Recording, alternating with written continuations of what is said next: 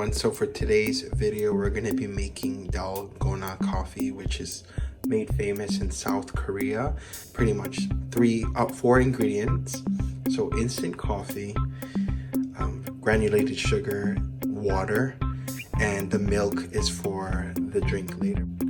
So we're going to start off with our coffee, instant coffee. It doesn't matter which brand, but we're going to make for 3 cups. So it's a 1-to-1 ratio. So if you put 9 of a teaspoon.